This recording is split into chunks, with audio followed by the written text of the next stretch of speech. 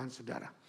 Bapak, kami bersyukur dan berterima kasih kalau kami sudah diberi kesempatan untuk kembali memberikan persembahan, entah itu perpuluhan, buah sulung, korban, atau apapun juga yang kau gerakan kami untuk mengerjakannya. Tuhan, kami bersyukur kau sudah memberkati kami, sedang memberkati kami, dan terus akan memberkati kami.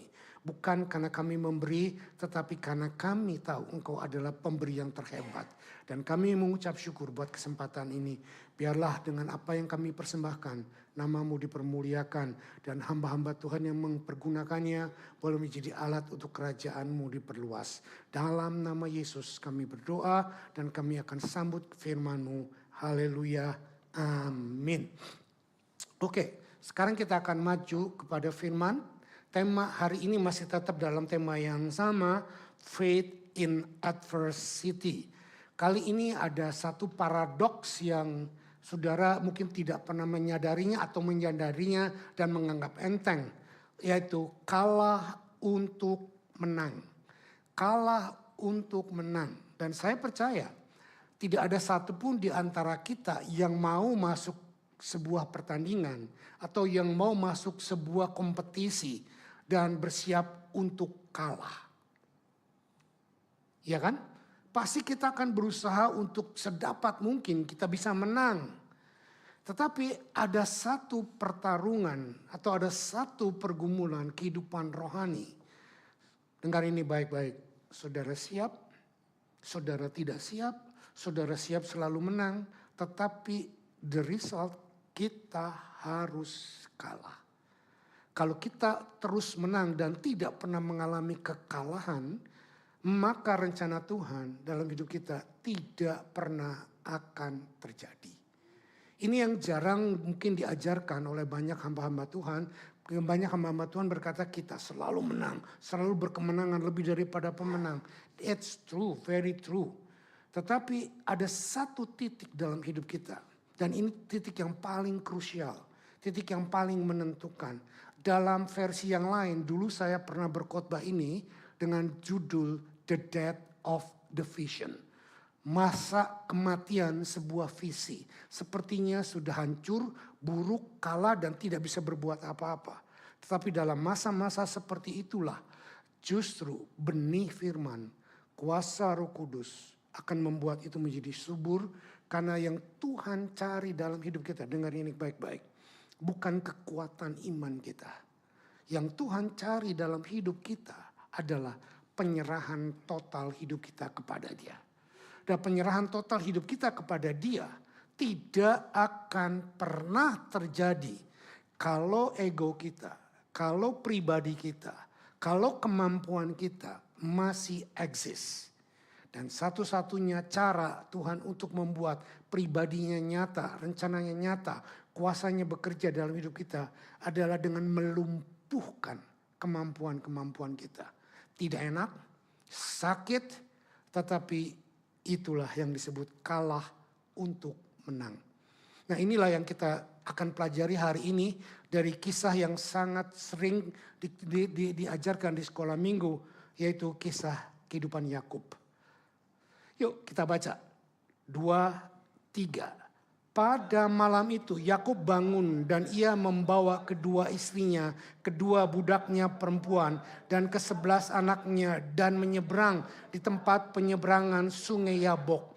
Sesudah ia menyeberangkan mereka, ia menyeberangkan juga segala miliknya. Lalu tinggallah Yakub seorang diri dan seorang laki-laki bergulat dengan dia sampai fajar menyingsing. Ketika orang itu melihat bahwa ia tidak dapat mengalahkannya, ia memukul sendi pangkal paha Yakub sehingga sendi pangkal paha itu terpelecok. Ketika ia bergulat dengan orang itu, lalu kata orang itu, biarlah aku pergi karena fajar telah menyingsing. Sahut Yakub, aku tidak akan membiarkan engkau pergi jika engkau tidak memberkati aku. Bertanyalah orang itu kepadanya, siapakah namamu? Sahutnya, Yakub. Lalu kata orang itu, namamu tidak akan disebutkan lagi Yakub, tetapi Israel. Sebab engkau telah bergumul melawan Allah dan manusia, dan engkau menang. Bertanyalah Yakub, katakanlah juga namamu. Tetapi sahutnya, mengapa engkau menanyakan namaku? Lalu diberkatinya Yakub di situ. Yakub menamai tempat itu Peniel. Sebab katanya, aku telah melihat Allah berhadapan muka. Tetapi nyawaku tertolong. Lalu tampaklah kepadanya matahari terbit ketika ia telah melewati Peniel. Dan Yakub pincang karena pangkal pahanya. Itulah sebabnya sampai sekarang orang Israel tidak memakan daging yang menutupi sendi pangkal paha. Karena dia telah memukul sendi pangkal paha Yakub pada otot pangkalnya. Kasihan deh orang Israel, gak makan paha ayam. Padahal saya sangat suka paha ayam. Orang Israel gak mau makan paha sapi, paha ayam dan lain sebagainya karena ada sejarahnya seperti ini. Tetapi saya gak mengajarkan itu. Yang saya mau ajarkan adalah bahwa dalam segala aspek kehidupan kita, satu masa akan Tuhan arrange. Kita akan mengalami pergumulan yang dikatakan deadlock atau mati, pintu mati atau jalan buntu dan tidak ke atas buntu, ke depan buntu, ke belakang buntu, kiri buntu, kanan buntu. Cuma ada satu jalan, ke atas. Nah, dalam segala aspek kehidupan yang kita pelajari adalah kehidupan Yakub. Di dalam kehidupan Yakub kita tahu, dia selalu bergumul, dia selalu bergulat, dia selalu ingin menang. Dan dengan segala macam cara dia pakai, licik pun, curang pun dia pakai, nggak jadi masalah. Dia selalu ingin menang. Tetapi rencana Tuhan dalam kehidupan Yakub bukan memilih karena dia orang berkata, karena dia fighting spiritnya kuat. Bukan itu. Tuhan memilih Yakub. Alkitab menulis sejak dari dalam kandungan. Nah, mungkin kontradiktif. Orang yang dipilih Tuhan dari dalam kandungan, lahir kok jadi pencuri, penipu, pembohong, segala macam yang jelek ada di dalam dia. Saudara, saya mau berikan satu statement di sini. Kalau saudara melihat orang yang saudara cintai, anakmu, suamimu, istrimu, atau orang-orang di sekitarmu sedang dalam keadaan keluar dari kasih karunia Tuhan. Don't judge situation untuk menjadikan label buat kehidupan orang itu. Tuhan masih beracara dalam hidup orang itu. Amin. Nah, saya buat satu statement di sini. Yuk kita baca. Di dalam pergumulan yang terpenting dalam hidup kita ini, kita harus bisa menerima kekalahan. Karena dengan kalah, disitulah kita menang. Sampai satu hari, kita lihat tadi dalam pembacaan kita, bahwa Yakub dibuat tidak berdaya. Tuhan set up semua sistem yang dulunya dia menang, dan sekarang dia berhadapan dengan Tuhan. Apa yang tadinya dia pilih, apa yang tadinya dia lakukan, apa yang tadinya dia pergumulkan untuk menang, yaitu sepertinya kekayaan, hak sulung yang dia curi dari Esau. Dalam setiap keadaan apapun, dia selalu mau dia yang menang. Dengan segala macam cara. Cerita tentang Yakub. Tadi saya sudah katakan bahwa dari dalam kandungan Tuhan sudah memilih dengan kasih karunia-Nya. Tapi fakta kelahiran menyatakan berbeda. Apa namanya? Kasih karunia Tuhan menang terhadap segala macam usaha manusia. Are you with me? Ini penting kita jadikan pegangan dalam hidup kita. Yakub seorang pegulat yang dari sononya sudah terus bergulat. Dan selalu mau menang. Dan dia tidak pernah bersiap untuk kalah. Dan dia tahu bahwa dia adalah keturunan Abraham. Yang punya covenant dengan Tuhan. Dia punya bapak juga Ishak. Dan dia selalu berkata, narator dari Alkitab berkata bahwa Allah Abraham, Allah Ishak. Tetapi karena ini Yakub belum sampai ke Yakub. Dalam perjanjian baru atau perjanjian lama, Taurat setelah zaman Yakub, ada lagi disambut Allah Abraham, Allah Ishak dan Allah Yakub. Tetapi sampai kepada hidup ini, pergumulan Yakub, Yakub belum mengenal Tuhan secara pribadi. Walaupun anugerah dan berkat Tuhan sudah menyertai Yakub. Sampai sini bisa ngikuti saya? Oke. Dan Yakub tahu persis karena kakeknya punya covenant, papanya punya covenant, maka dia pun punya covenant. Karena dalam setiap generasi Abraham secara natural akan mengandung sebuah janji bahwa dari Abraham akan lahir nanti keturunan yang pasti seorang pria karena dia adalah prianya Allah dan akan menjadi Mesias atau juru selamatnya yang Tuhan siapkan buat bangsa Israel dan dunia. Sudah nangkap di sini?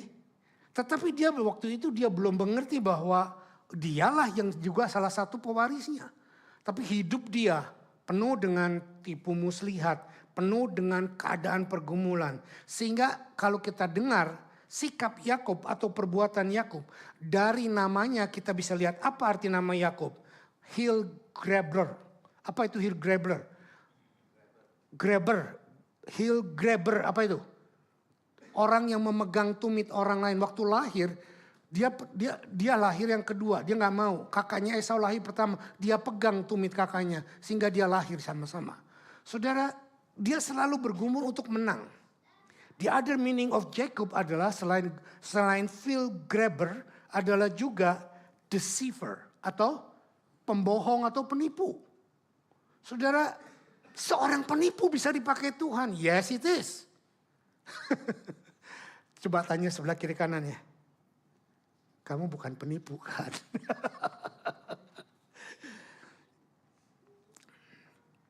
Lalu cerita ini berlanjut. Saya ceritakan sedikit latar belakang sekolah minggu. Pada waktu mereka sudah bertumbuh dewasa, Yakub lahir yang kedua. Yang pertama adalah Esau. Dan budaya bangsa Israel berkata bahwa orang yang lahir sulung akan menerima warisan ganda atau seluruh warisan bapaknya. Maka Yakub tidak bisa terima dan dia datang, dia menipu bapaknya dengan memakai kulit binatang dan memasak sup kacang merah. Mungkin itu kalau orang Manado bilang bronebon. Tahu bronebon? Ya. Itu juga saya suka ya, sup kacang merah. Ternyata Esau suka sup kacang merah. Nah, dengan membawa sup kacang merah kesukaan bapaknya, Yakub menyaru menjadi Esau. Dan pada waktu bapaknya tanya, siapa kamu? Dia jawab apa? Aku Esau. Dia menipu dirinya dan menipu bapaknya untuk mencapai berkat yang dia inginkan. Dan dengan cara seperti ini, Yakub sudah menghilangkan identitasnya. Dia mau memakai identitas orang lain. Sementara Tuhan tidak memilih Esau. Tuhan memilih Yakub sejak dari kandungan. Nah, saudara perhatikan. Banyak di antara kita juga sering melihat orang lain lebih diberkati. Orang lain lebih hebat. Orang lain lebih sukses. Kita mau meniru mereka. Saudara, ini pelajaran berharga. Sekembar apapun mereka. Di gereja kita ada 2 orang kembar. Yang satu telur. Namanya Edric dan Edward. Tetapi mereka puji Tuhan tidak sama. Tidak identical. Tetap berbeda. Jadi kalau saudara mau memakai identitas orang lain. Kehebatan orang lain. Saudara aplikasikan dalam diri saudara. Saudara tidak beda dengan Yakub yang mau menipu dirimu sendiri. Dan padahal kita tidak pernah bisa menipu diri kita sendiri. Nah, pertanyaannya lebih mendalam. Kok Tuhan izinkan? Ini loh pertanyaan yang perlu kita jawab. Kok Tuhan izinkan? Bukan cuma sampai di sana. Yakub mencuri hak sulungan. Lalu Yakub juga pergi ke Laban. Dan di sana penipu ketemu dengan mbah penipu. Iya kan? Yakub penipu. Laban ini mbahnya penipu. Waktu Yakub kerja sama Laban bilang, oke, kamu kerja 7 tahun, terus aku kasih kamu anakku. Iya, Yakub cinta sama Rachel. Yakub pikir ya akan dikasih adalah Rachel. Tapi waktu Yakub masuk pernikahan, empek Laban lah. Empek Laban menipu Yakub dengan membuat cadar dan yang dinikahkan kepada Yakub bukan Rachel, tapi Lea. Dan Yakub tidak menyadarinya sampai masuk ke pelaminan. Waktu mereka ke kamar pengantin, Yakub membuka cadar. La ilaha illallah. Kok ini bukan aku? Nah, penipu ditipu oleh mbah penipu. Dan Yakub bersedia bekerja 7 tahun lagi untuk memperoleh jantung hatinya. Lihat bagaimana Yakub itu seorang pegumul. Dia harus kerja 14 tahun demi mencapai tujuannya dia lakukan. Ini seorang pegulat senior yang luar biasa bergulat, apapun dikorbankan untuk sebuah tujuannya. Nah, saudara perhatikan. Yang weird, kakak adik jadi istri. Dan terjadi lagi penipuan-penipuan lagi di situ. Apa yang terjadi penipuan? Laban mengubah gajinya Yakub 6 kali. Saudara perhatikan. Alkitab berkata hukum tabur tua itu akan ada. Jadi kita atau kita deceiver, kita penipu, kita akan diperhadapkan dengan mbahnya penipu. Ya. Jadi tapi ini adalah caranya Tuhan yang sangat sangat interesting, sangat menarik sekali buat kita pelajari. Karena saudara berkata Yakub itu jahat seperti itu. Tetapi siapa sih di antara kita yang lebih baik dari Yakub? Kalau kita mau sadari diri kita sendiri, pada dasarnya kita juga nggak beda dengan Yakub. Karena kita selalu mau menunjukkan we are the best, I am the best, I am the better, I am the best. Nah, lalu sampai satu malam. Sebelum itu terjadi lagi pertandingan antara Rachel dan Lea. Saudara tahu apa pertandingannya? Punya anak. Mereka berlomba-lomba untuk punya anak. Dan sekarang kita bisa tahu bahwa di dalam semua penipuan Yakub, Esau, Lea, dan Rachel. Saudara lihat Tuhan merangkai ini. Sehingga Yakub bisa punya anak 12. Sudah perhatikan ini? Sama saudara Yakub, 13 ya Yakub. 12 juga tuh saudara. Ini di sini ada duplikatnya. Yakub di sini juga punya keluarga, anaknya bukan anaknya Yakub, saudaranya Yakub 12. Saudara, Alkitab terbukti di dalam hidup Yakub. Nah, 12 anak dalam hidup Yakub.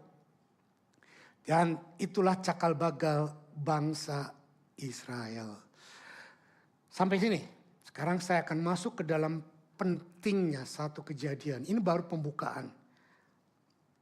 Kita baca yuk ayat ini.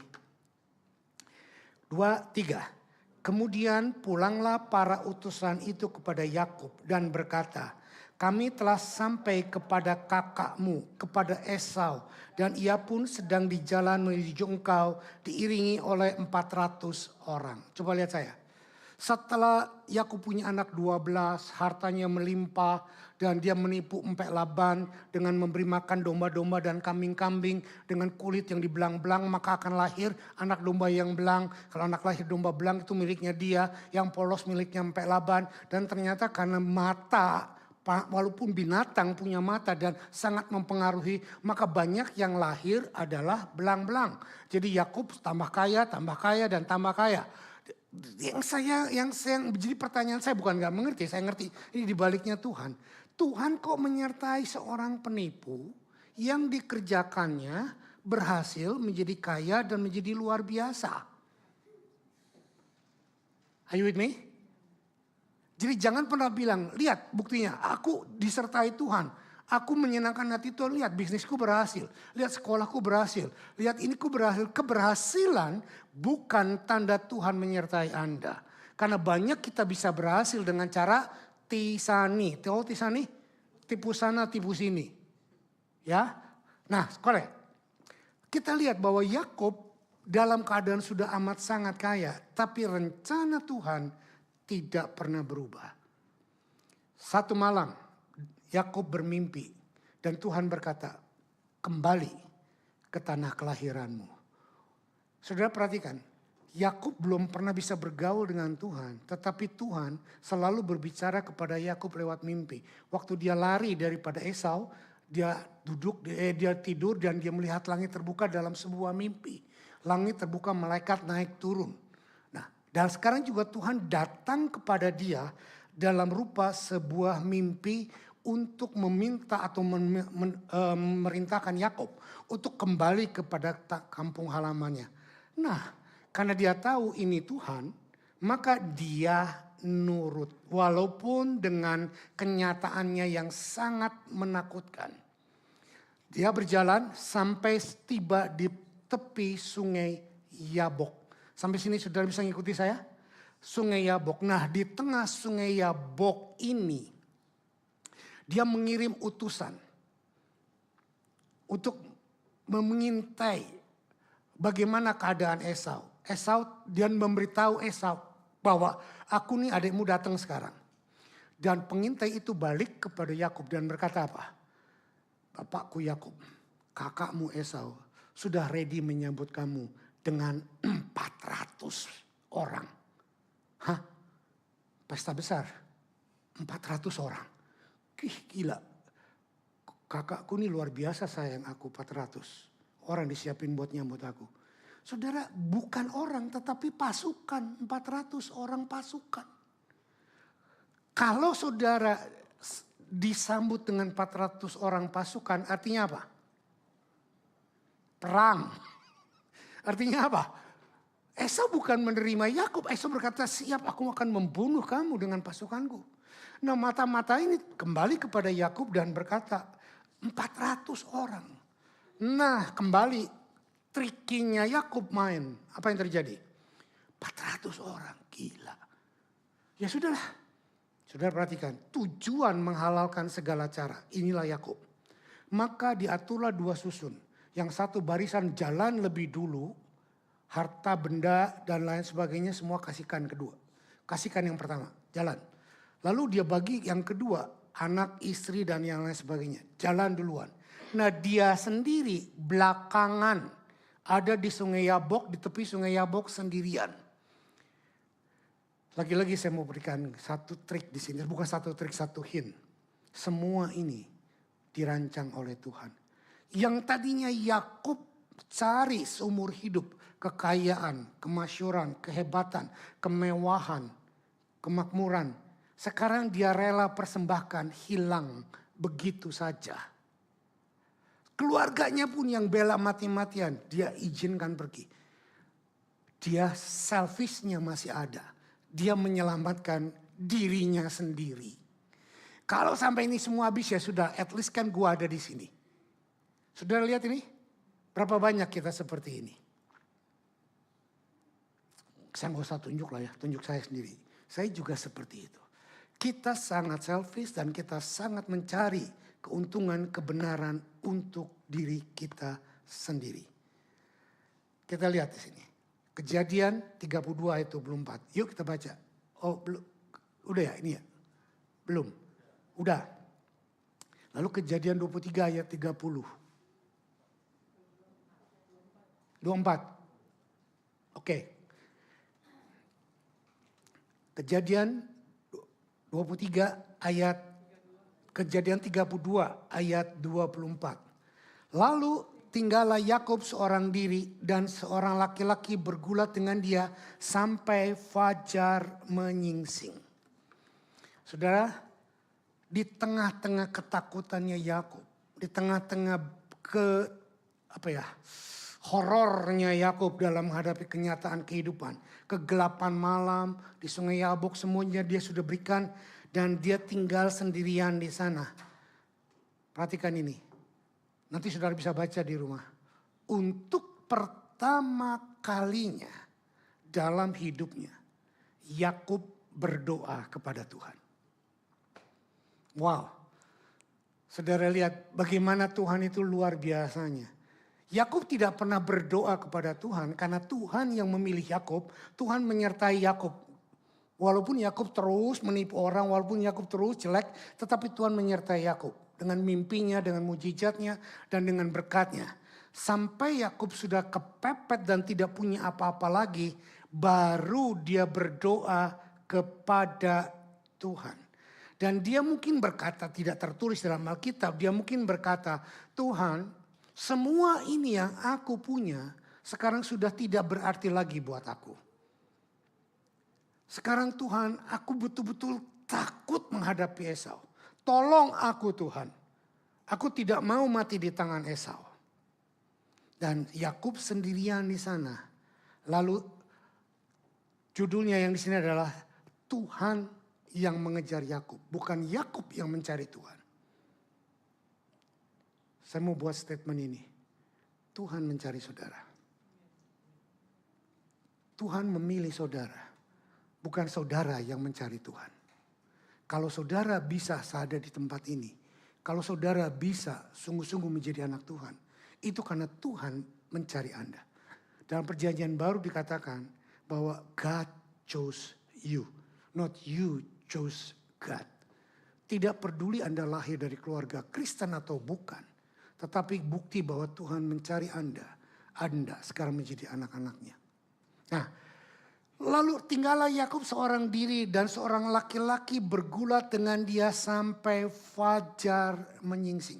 Saudara, coba lihat saya. Saya mau sedikit dramatisir ini. Kenapa Tuhan baru menunjukkan pribadinya setelah Yakub kepepet, setelah Yakub tidak bisa berdaya apapun, keluarganya, anaknya, hartanya, hambanya semua sudah diserahkan dan dia sendiri dalam ketakutan. This is the crucial moment dalam hidup setiap anak-anak Tuhan. Perhatikan. Coba dengar perkataan saya. Saudara siap atau tidak? Saudara mau atau tidak? Satu titik tertentu dalam hidupmu akan Tuhan arrange seperti itu. Engkau akan menikmati keadaan antara hidup dan mati. Dan engkau bergumul dengan Tuhan. Tuhan datang bukan, ini aku Tuhan, aku berkati engkau dengan keadaan yang mujizat. Bukan. Tapi Tuhan bergumul dengan Yakub dengan kegelapan, dengan identitas yang terselubung, yang tidak diketahui. Yang Yakub tahu, ini seseorang bergumul dengan aku. Seseorang sedang menahan dengan aku. Yakub tidak tahu siapa itu. Saudara tahu? Seringkali Tuhan membuat keadaan. Saudara bergumul dengan orang yang mengkhianati saudara. Saudara bergumul dengan situasi orang yang melukai saudara. Saudara bergumul dengan something yang membuat sangat menyakitkan. Dan saudara berdoa, berteriak, Tuhan tolong, Tuhan tolong. Tetapi sepertinya Tuhan tidak hadir dan Tuhan tidak menolongmu saat itu. Tetapi engkau dibiarkan bergumul antara hidup dan mati. Are you with me? Pernahkah saudara mengalami hal itu? Kalau saudara belum pernah, saya nggak bernubuat, tapi tunggu saja. Pasti itu akan terjadi. Bukan karena Tuhan jahat. Bukan karena Tuhan tidak berkuasa. Justru karena Tuhan amat sangat baik. Tuhan amat sangat berkuasa. Dia mengarrange semua kejadian-kejadian yang menyakiti dan melukai hatimu sampai engkau mau give up.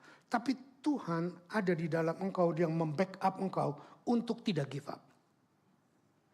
Are you with me? Inilah kebaikan Tuhan dalam rupa yang lain. Inilah kasih Tuhan, anugerah Tuhan yang terbesar dalam hidup kita. Yang membuat kita punya pengalaman pribadi berjumpa dengan Dia. Dan kita tidak akan pernah bisa berjumpa dengan Dia secara pribadi kalau surround kita masih rame. Kalau keadaan kita masih oke. Kalau berkat masih sekeliling kita, orang-orang yang menyupport kita masih bersama dengan kita. Tetapi Tuhan seringkali membuat kita dilukai, membuat kita disingkirkan, membuat kita sepertinya tidak berharga, terbuang, sendirian. Tapi engkau tidak pernah sendirian. Karena Tuhan sedang bergulat dengan engkau di dalam. Dan engkau sering berkata, Tuhan, aku gak kuat Tuhan, aku gak bisa. Aku gak mampu Tuhan. Ini istriku Tuhan. Ini suamiku Tuhan. Ini anakku Tuhan. Ini mertuaku Tuhan. Ini aku Tuhan. Ini si anu Tuhan. Ini si anu Tuhan. Kita menyalahkan orang lain yang melukai kita. Tapi sadarkah saudara bahwa tidak ada satu rambut jatuh ke tanah bisa terjadi tanpa seizin Tuhan. Semua itu, maaf, kata yang saya pakai ini nggak enak. Ada dalangnya. Dalangnya siapa? Bukan setan. Tuhan. Tuhan sedang mengarrange semua hal-hal yang engkau pikir tidak enak. Yang kau pikir ini sebagai anak Tuhan gak mungkin lah kita begini. Banyak orang-orang di sekitarmu akan berkata kalau engkau anak Tuhan, kau ngalami kayak gini. Kalau engkau sungguh-sungguh benar di hadapan Tuhan, gak mungkin kau seperti ini. Ingat seperti kisah Ayub. Teman-temannya Ayub sangat menuduh Ayub melakukan hal yang berdosa. Dan banyak kali keadaan seperti itu juga membuat kita seperti itu. Saudara, Yakub menerima banyak berkat. Yakub mengalami penyertaan Tuhan. Yakub bermimpi tentang Tuhan. Dengar baik-baik. Tapi Yakub tidak pernah mengenal Tuhan secara pribadi. This is the very crucial point dalam hidup kita. Dan Tuhan tidak mau kita cuma kenal dengan berkatnya, kebaikannya, kuasanya, mujizatnya. Tuhan mau kita mengenal dia as a person. Sebagai seseorang. Sebagai satu pribadi. Nah, Tuhan memakai situasi. Yakub berdoa antara hidup dan mati bergumul. Dia minta Tuhan selamatkan dia dari Esau. Tetapi yang Tuhan kerjakan bukan menyelamatkan dari Esau. Tetapi memberikan pribadi Tuhan kepada Yakub. Are you with me? Ini poin sangat krusial. Kita berdoa untuk dilepaskan dari persoalan. Kita berdoa untuk supaya kita dibebaskan dari hutang. Kita berdoa supaya kita disembuhkan. Kita berdoa untuk visa, untuk PR. Tetapi yang Tuhan mau adalah, hey, semua itu urusan kecil. Sekarang ini aku pribadi datang dan terimalah aku. Are you with me? When you have Christ, you have everything. Kita sering mengganti pribadi Tuhan dengan kepentingan dan kebutuhan kita. Nothing wrong with that. Tetapi satu titik, Tuhan tidak puas. Tuhan tidak cukup hanya untuk membuat kita mengalami berkat Tuhan. Mengalami mujizat Tuhan. Kejadian 23 ayat 30. Yakub menamai tempat itu Peniel. Sebab katanya, aku telah melihat Allah berhadapan muka, tetapi nyawaku tertolong. Saudara perhatikan saya. Waktu Yakub bergumul dengan orang itu. Yakub gak tahu siapa dia, betul? Betul? Tapi Tuhan tahu gak siapa Yakub? Of course sangat tahu. Nah, kenapa orang ini menggumuli Yakub sampai fajar menyingsing? Saudara jangan pikir ya setan kan gak bisa kena cahaya. Setan kan kerjanya cuma malam. Dracula. Begitu fajar menyingsing Dracula langsung hilang kekuatannya. Dulu saya juga mikir begitu kali. Tapi setelah saya pelajari dengan benar tidak demikian. Kenapa orang itu menunggu sampai fajar menyingsing? Karena kalau fajar menyingsing, matahari bersinar, orang ini wajahnya akan kelihatan sama Yakub, betul nggak? Nah, waktu Yakub melihat wajah orang ini yang notabene adalah Tuhan, apa yang akan terjadi? Yakub harus mati. Kenapa?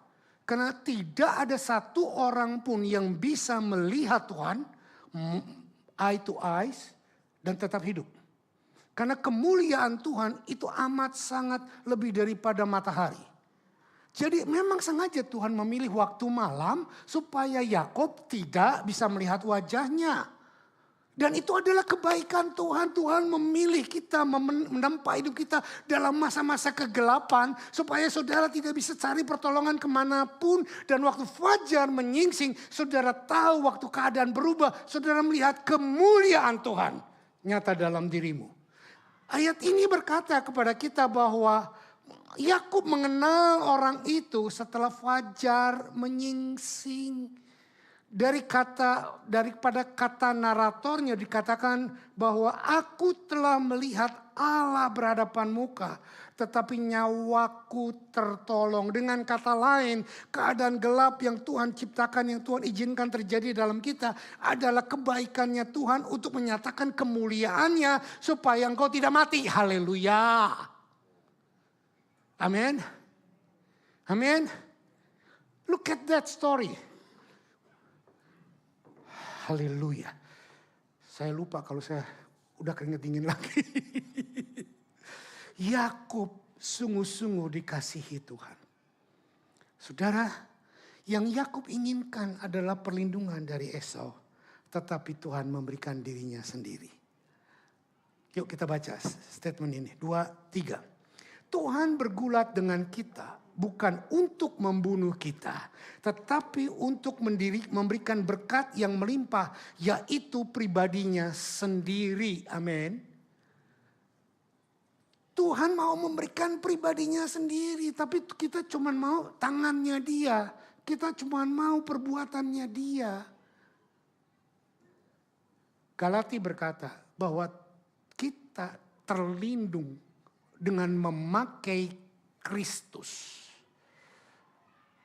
Put on Christ, bukan memakai pakaian Kristus, tapi mengenakan Kristus. Dan kita tidak akan bisa mengenakan Kristus, listen carefully, kalau pribadi kita masih utuh. Kalau pribadi kita tidak broken. Saya pernah baca buku seseorang yang berkata, God never used people mightily until God broken them severely. Wow. This statement is very powerful. Tuhan tidak pernah bisa memakai manusia dengan sangat berkuasa. Dengan sangat hebat. Kalau Tuhan tidak menghancurkan pribadi orang itu lebih dulu. Nah, tadi Tuhan mengejar Yakub. Sekarang Tuhan bergulat dengan Yakub. Wah, hopefully saya bisa selesai. Saya punya 5 poin lagi soalnya. Ini baru 2. Ya, Tuhan bergulat dengan Yakub. Langsung aja ke statementnya, yuk kita baca. 2, 3. Yakub tidak akan pernah bisa mengenal Tuhan secara pribadi. Sampai dia bergulat dengan Tuhan segala kemampuan dan kekuatannya. Dan mengalami kenyataan yang sangat mengecewakan.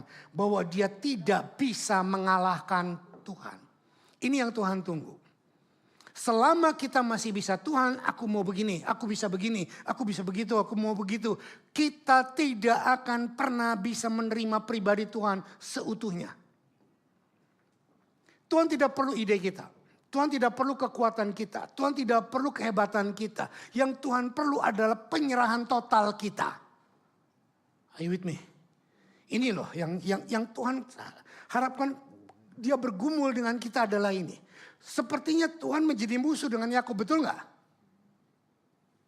Sometimes waktu kita ditinggalkan oleh semua orang, waktu kita menghadapi lembah-lembah kekelaman, waktu kita mengalami keadaan yang sangat menyakitkan. Jangan orang lain, saya pernah dan saya bertanya, Tuhan, di mana Engkau? Tidakkah Engkau lihat bahwa aku dalam keadaan seperti ini? Tidakkah engkau tahu sudah berapa malam aku tidak tidur? Tidakkah engkau tahu jantungku sudah sangat lemah? Tidakkah engkau tahu aku ini panas, dingin dan lain sebagainya? Tuhan tahu semuanya. Tuhan tahu semuanya. Justru yang Tuhan tunggu adalah setelah kita menghadapi semuanya. Seperti Yakub datang berdoa kepada Tuhan. Tuhan, ini aku. Saudara jangan pikir bisa mengubah hidup anakmu. Bisa mengubah hidup suamimu, istrimu. Dengan keyakinanmu, dengan caramu yang keras, dengan disiplinmu yang hebat. Engkau akan membuat mereka pahit. Tapi pada waktu engkau datang kepada Tuhan dan menyerahkan mereka, tangan Tuhan beracara kepada mereka. Tidak ada satupun manusia yang bisa mengubah manusia. Hanya Tuhan yang bisa mengubah. Haleluya. Bagi banyak orang, Tuhan belum nyata karena kita belum mengalami sesuatu yang sangat menghancurkan. Dengarkan ini. Kita harus bergumul dengan Tuhan sepanjang malam dan merasakan ketidakberdayaan. Padahal Tuhan sedang menyerang kita dengan anugerahnya yang besar. Dan pada saat itulah kita akan mendapatkan kekuatan yang sangat luar biasa dari Tuhan. Waktu kita tidak berdaya, saya kutip Perjanjian Baru berkata, apa yang Tuhan mau? Siapa yang mau mengikut Tuhan harus menyangkal dirinya dan pikul salib setiap hari. Ini yang Tuhan mau. Sangkali dirimu, pandang salib yang Tuhan berikan kepadamu. Pandang salib Kristus, maka engkau akan tahu bahwa penderitaanmu tidak ada apa-apanya. Tuhan bergulat dengan kita bukan karena Tuhan marah sama kita. Tuhan bergulat sama kita bukan karena dia benci sama kita. Tuhan bergulat sama kita karena dia tahu kamu dan saya tidak bisa melakukan apapun di luar dia. Dan dia mau memberikan pribadinya. Dan dia tidak akan bisa memberikan pribadinya sebelum ego kita, kepribadian kita dihancurkan.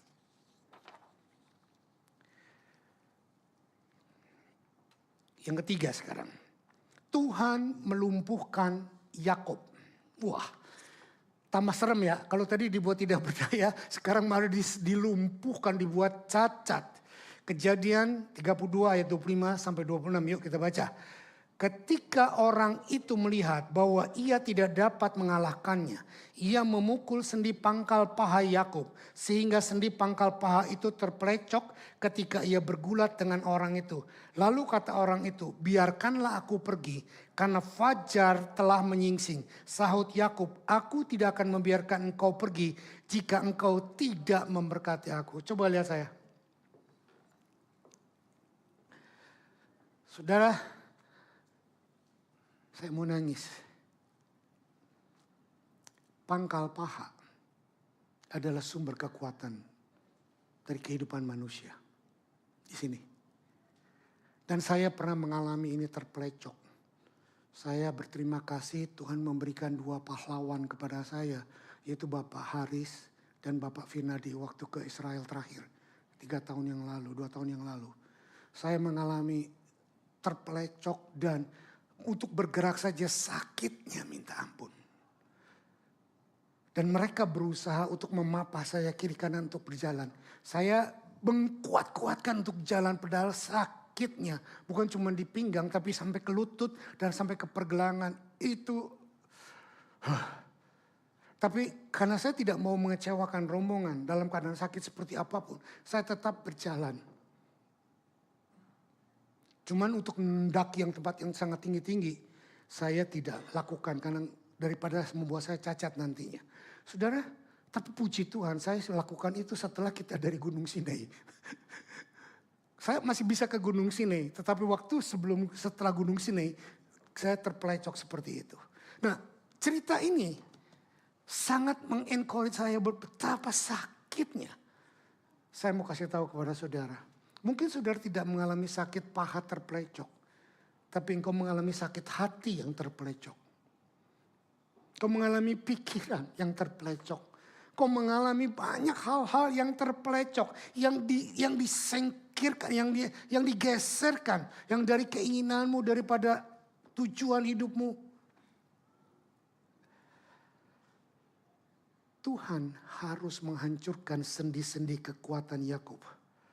Untuk membuat Yakub berhenti bergumul untuk kemenangan dirinya sendiri. My goodness. Tuhan harus mempelecokkan kekuatan. Gak usah pakai nama orang lain lah, nanti tersinggung. Samuel Yusuf. Supaya Samuel Yusuf tidak lagi bergantung. Aku puasa 3,5 tahun. Aku puasa begini, aku berdoa begini. Aku baca Alkitab, aku belajar begini. Bukan itu yang ditonjolkan. Tetapi biarlah hanya pribadi Tuhan yang ditonjolkan. Dan saya sakit. Saya bilang, Tuhan apa salahku, apa dosaku, apa kekeliruanku. Semuanya aku harus ngalami seperti ini. Nah itu masih ego saya muncul. Saudara tidak perlu untuk menunjukkan kehebatanmu, kebaikanmu kepada Tuhan. Karena Tuhan tahu semuanya. Tetapi waktu engkau tidak mengerti apa yang terjadi dalam hidupmu.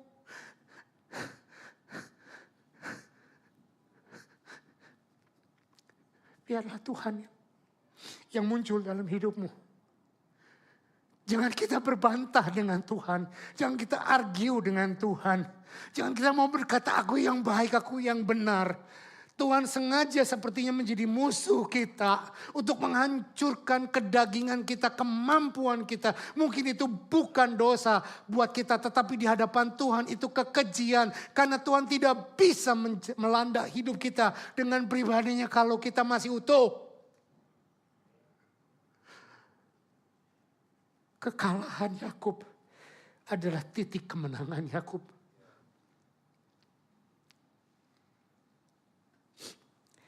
Maaf, saya sangat emosional karena saya melihat, saya mengalami betapa sakitnya terplecok itu. Saya mengalami betapa sakitnya ditinggalkan orang, betapa sakitnya dituduh-tuduh orang, betapa sakitnya kita diperlakukan tidak adil oleh orang. Tapi dengan mempelajari kisah Yakub,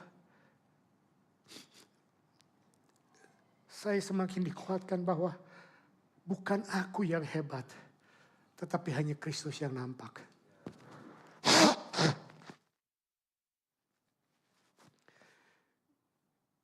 Tuhan melumpuhkan Anda, Tuhan melumpuhkan saya, supaya kekuatannya menjadi nyata.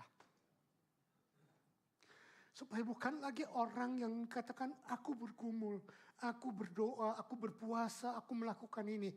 Tetapi kalau ada orang bertanya, kenapa kamu bisa menang? Semua hanya karena Tuhan. Bukan dengan lips, tapi dengan dari hati yang sungguh.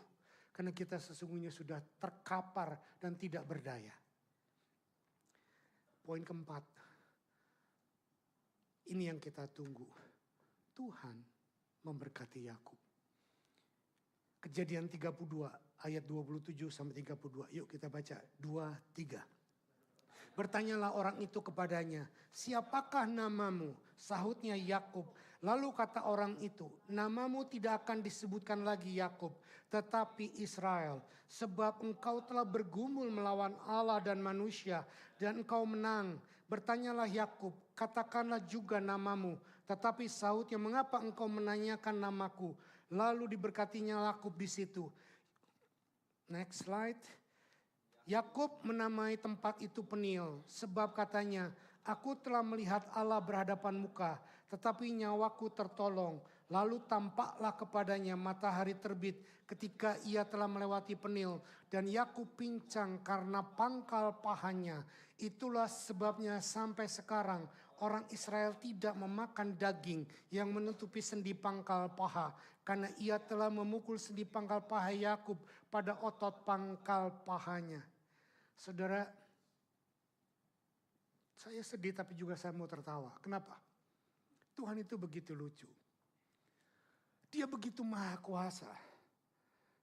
Tapi kenapa dia bergumul dengan Yakub menunggu semalaman? Setelah fajar mau menyingsing, baru dia cuma sentuh. Tuhan tidak bilang gaplok, cuma sentuh. Touch. Pangkal pahanya Yakub terplecok sedikit. Sudah bisa bayangkan how powerful God is? Tapi kenapa dia mesti menunggu sampai semalaman? Karena dia menunggu sampai saat titik-titik penghabisan kekuatannya Yakub. Tuhan menunggu Anda dan saya untuk datang pada titik penyerahan akhir dalam hidupmu. Lord, it's not me. It's not my power. It's not my prayer. It's not my fasting. It's not my tithing. It's not my studying. It's not my repentance. It's you. It's you, Rod. Yakub menunggu sampai titik kekuatan terakhir. Tuhan menunggu sampai titik kekuatan Yakub terakhir. Baru dia bertindak. Sebelum Tuhan mempelecokkan nama Yakub, paha Yakub. Pernahkah saudara terpikir, kenapa Tuhan harus bertanya kepada Yakub, siapa namamu? Saudara pikir Tuhan gak tahu ya siapa Yakub? Tuhan sangat tahu siapa Yakub. Tapi kenapa Tuhan tanya? Karena Tuhan mau memulihkan identitas Yakub. Karena Yakub pernah berbohong waktu ditanya oleh ayahnya, siapa kamu? Dia berkata, aku Esau. Come on. It touched me so much.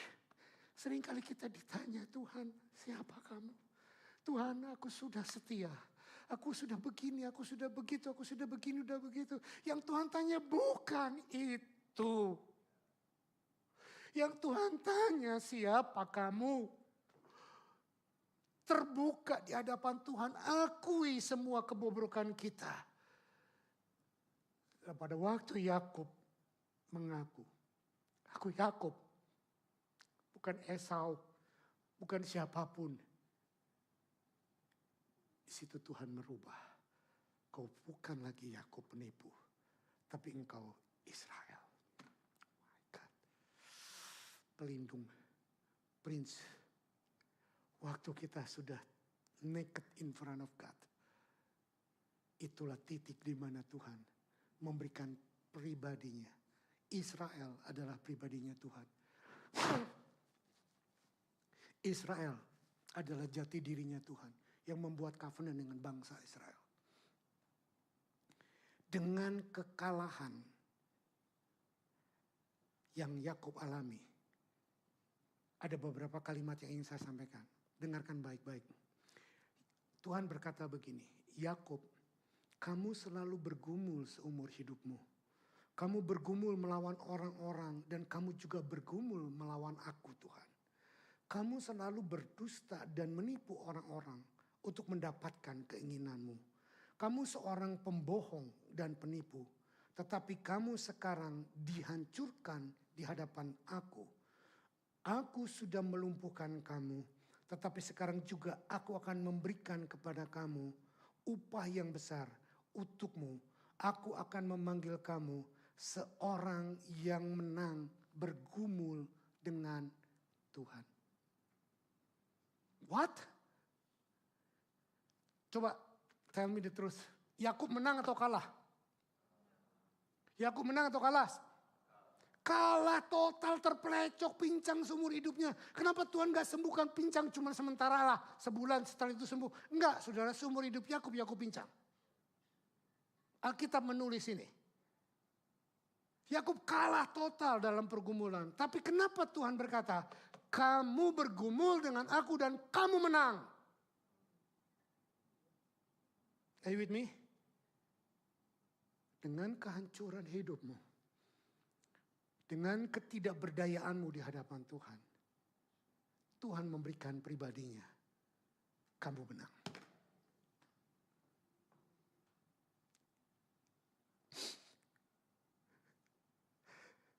Kekalahan di hadapan Tuhan adalah kekuatan pribadi kita untuk dihancurkan oleh Tuhan.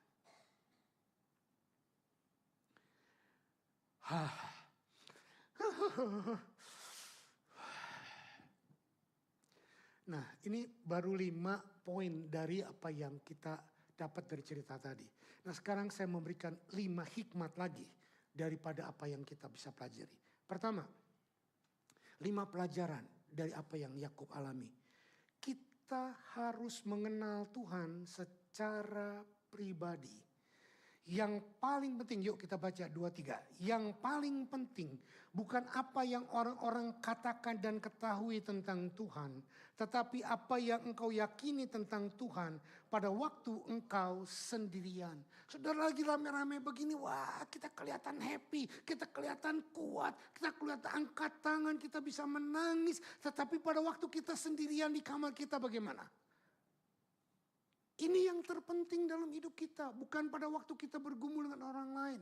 Bukan pada waktu kita lagi ada di kelompok, di KM. Ya, kelompok sangat kuat, betul. Kelompok sangat berpengaruh, betul. Tapi kalau iman kita hanya karena kelompok, maka kita akan mudah rapuh di dalam kesendirian. Dan saya banyak mendengar cerita dulu, bukan sekarang, dulu. Banyak orang-orang yang dari Indonesia datang kemari sekolah, melayani Tuhan, bertobat lahir baru penuh Roh Kudus dan menggebu-gebu di dalam Tuhan. Selesai tamat sekolah pulang ke Indonesia, tidak lagi bergereja. Saudara tahu kenapa? Karena kelompok. Karena kelompok. Dan banyak orang berkata di sini dulu, Om, saya lebih senang ke gereja daripada ke sekolah kaplok. Saudara tidak dikirim oleh orang tuamu dari Indonesia kemari untuk jadi pendeta.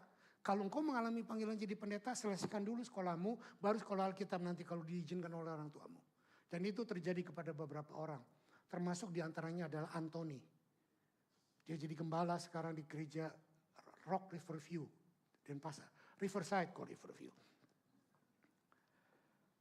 Pengalaman dalam sebuah komunitas tidak bisa menjadi pengganti mengalami Tuhan secara pribadi. Amin. Kalau di KM kelihatannya serius, tapi waktu sendiri, aduh, saudara, baca Alkitab aja malas, berdoa aja malas. Tuhan tidak melihat iman kelompok, Tuhan mencari pergumulan secara pribadi. Kenali Tuhan secara pribadimu. Yang kedua, kenali masalah utama di dalam hidupmu. Saudara, lihat saya. Masalah utama dalam hidup kita bukannya uang, bukannya pendidikan, bukannya keluarga, bukan pacar, bukan suami, istri, bukan anak. Bukan orang lain.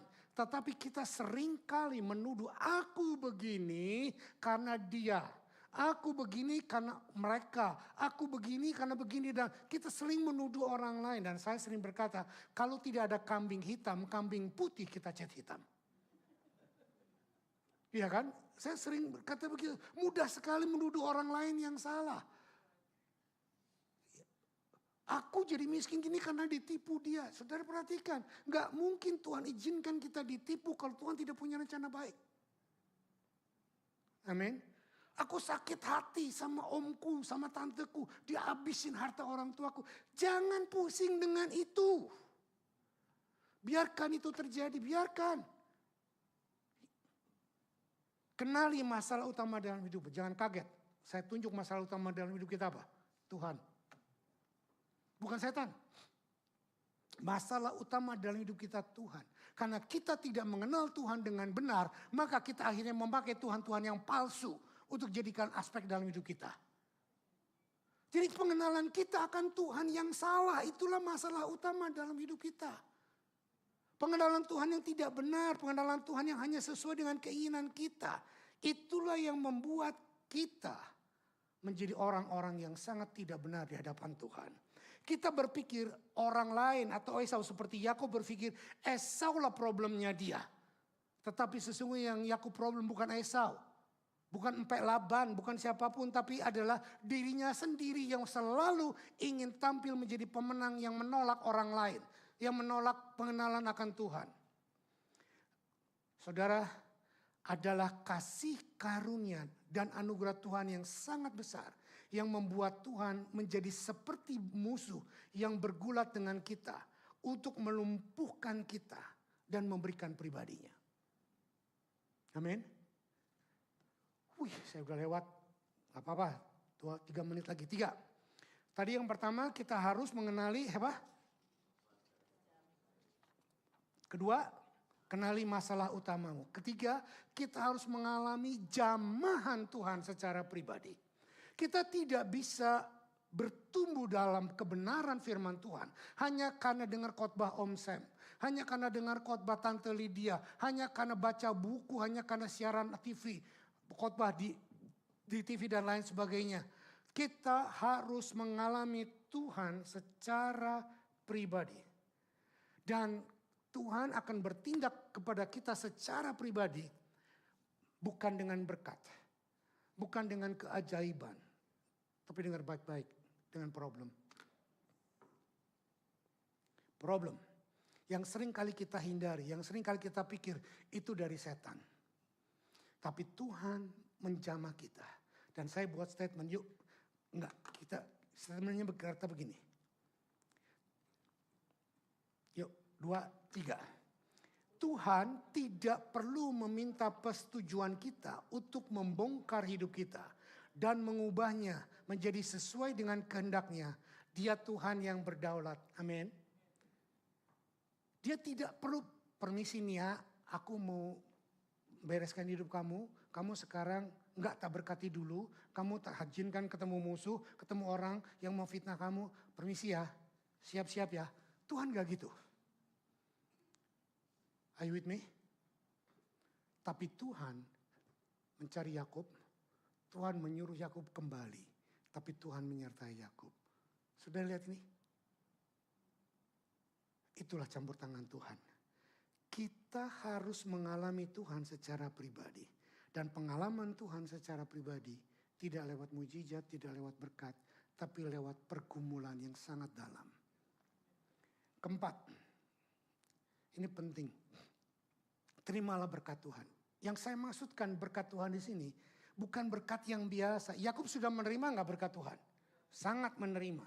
Tetapi yang saya maksudkan berkat di sini adalah berkat Tuhan secara pribadi dengan memberikan dirinya. Are you with me? Nah, kita sering puas karena kita sudah jadi anak Tuhan. Kita dosanya sudah diampuni, kita dosanya sudah dimurnikan, dibayar dengan darah Yesus. Itu adalah mujizat terbesar yang Tuhan lakukan dalam diri kita. Bukan orang sakit sembuh, bukan orang mati bangkit, tapi orang yang seharusnya mati seumur hidup binasa, hidup kekal bersama dengan Dia. Tetapi berkat Tuhan yang terbesar, bukanlah pengampunan, bukanlah dengan kita diangkat menjadi anaknya atau mendapat warisan yang banyak. Tetapi berkat Tuhan yang terbesar adalah Tuhan memberikan pribadinya sendiri kepadamu. Are you with me? Ini berkat Tuhan yang terbesar. Pribadinya Tuhan sendiri. This is me. When you have me, you have everything that I have. Kalau berkat cuma sebagian, kuasa sebagian, mujizat cuma sebagian. Tetapi kalau Tuhan memberikan berkatnya yang terbesar, maka kita menerima semuanya pribadi Tuhan. Dan seringkali saya ingat satu ayat, tidak ada dalam catatan, tapi ingat tiba-tiba dalam otak saya. Matius 11:1-8 berkata apa? Marilah kepadaku, hei kamu yang letih, lesu dan berbeban berat. Aku akan memberikan kelegaan. Kapan kita letih? Kapan kita lesu? Waktu berbeban berat. Waktu kita menghadapi persoalan. Kita waktu menghadapi jalan buntu. Waktu menghadapi hal-hal yang tidak masuk akal. Kita datang kepada Dia. Dan Tuhan berkata, aku akan memberikan kelegaan. Tidak stay sampai di sana. Setelah memberikan kelegaan, Dia berkata pada ayat 29. Pikulah kuk yang kupasang. Dan belajarlah padaku. Saudara, dulu saya berpikir begitu saya selesai bebannya diangkat. Maka saya mereka free. Tidak, saudara. Tuhan mau memberikan pribadinya kepada kita menjadi kuk yang kita pikul berjalan dengan Dia.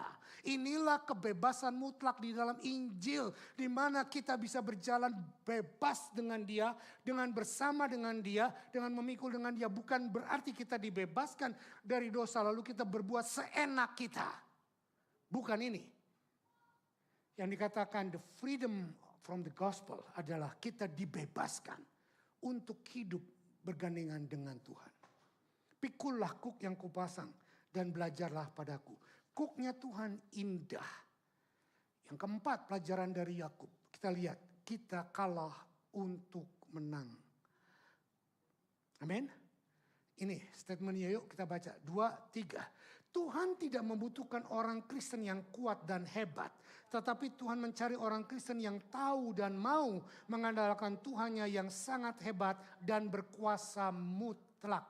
Dulu saya tersinggung. Ada banyak orang yang gak kenal Tuhan berkata begini. Saya gak suka orang Kristen. Kenapa? Orang Kristen itu orang yang lemah. Orang yang dikit-dikit cari Tuhan. Orang yang dikit-dikit minta Tuhan. Tapi orang yang betul-betul kuat tidak mau jadi orang Kristen. Dulu saya tersinggung. Tapi sekarang saya sangat mengerti bahwa ini benar. Kalau saudara masih kuat mengandalkan kekuatanmu, saudara gak perlu Tuhan. Kalau saudara masih kuat bisa menghadapi persoalan dengan caramu, saudara gak perlu kebijaksanaan Tuhan. Justru Paulus berkata, dalam kelemahanlah aku kuat. Di dalam ketidakberdayaanlah kita diberdayakan oleh Tuhan. Ini sangat krusial poinnya. Hapus semua kekuatan saudara. Dan hanya bergantung kepada Tuhan. Jangan bilang kayak anak kecil dikit-dikit merengek minta Tuhan, dikit-dikit merengek minta Tuhan. Justru itu yang Tuhan suka, itu yang Tuhan mau. Kita mengandalkan Tuhan dalam segala aspek. Satu-satunya alasan yang bisa memberikan berkatnya kepada kita yang seharusnya mendapatkan kutukan. Karena di atas kayu salib dia sudah mengambil kutuk. Dia sudah mengambil kekuatan dan kebobrokan kita. Di atas kayu salib Yesus sudah berkata bahwa karena aku kamu dibenarkan. Di atas kayu salib dia sudah berkata semua kehebatanmu sudah aku ambil. Sekarang terimalah kehebatanku.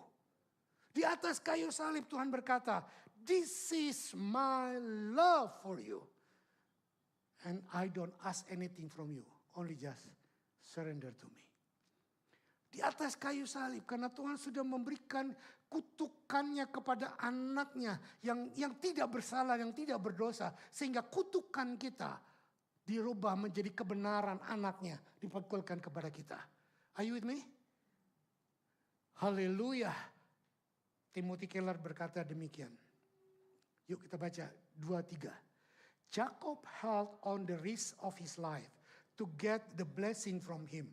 But Jesus held on the cost of his life to get the blessing for us. Saudara, amin? Amin. Yakub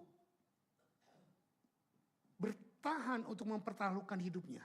Untuk mendapatkan berkat. Tetapi Yesus bertahan di atas kayu salib.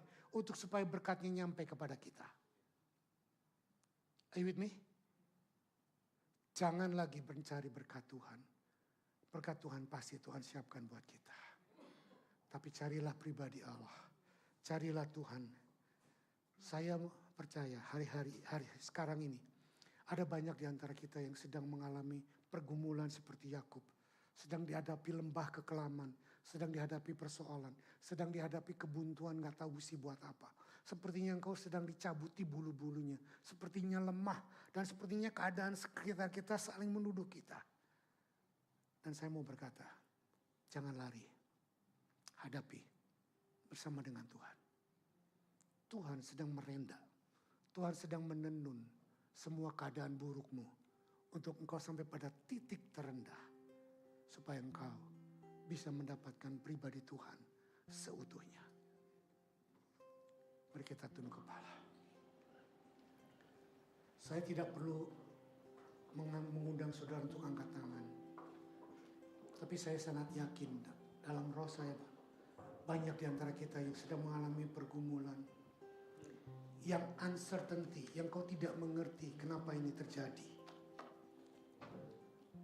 Dan kita tidak perlu mengerti. Karena Tuhan sangat mengerti. Karena Tuhan tidak lepas kendali. Tuhan tidak kaget dengan masalah kita. Bahkan Dia yang sedang mendesain semua masalah itu terjadi pada hidup kita.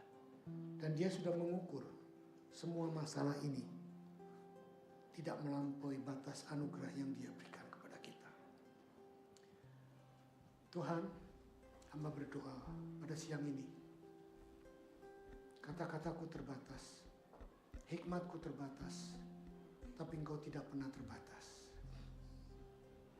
Buka mata kami seperti Engkau membuka mata Yakub. Untuk melihat bahwa kami sedang bergumul bukan dengan dosa. Kami sedang bergumul bukan dengan kesombongan. Kami sedang bergumul bukan dengan kehancuran. Tapi kami sedang bergumul dengan Engkau. Engkau yang sedang memeluk kami, Engkau yang sedang membuat kami sangat terbatas. Engkau yang sedang membelenggu kami dengan anugerah-Mu. Ampuni kalau selama ini kami sering berkata, aku gak tahan, aku gak kuat, aku gak bisa. Tetapi sekarang kami mau berkata, let your kingdom come, let your will be done. Buat kami tidak berdaya Tuhan, buat kami tidak mampu, buat kami tidak mencari jalan keluar. Karena jalan keluar hanya ada di dalam Engkau. Terima kasih Bapa. Roh Kudus, kerjakan rencana-Mu dalam hati dan pikiran kami. Kami percaya tidak ada satupun di antara kami yang akan gagal. Karena kami dipegang dan diikat oleh anugerah-Mu. Terima kasih buat korban tubuh dan darah-Mu yang menunjukkan kepada kami Engkau mau terlibat, bahkan Engkau yang mau merencanakan semua kehidupan kami untuk menjadi seperti Engkau. Dalam nama Yesus.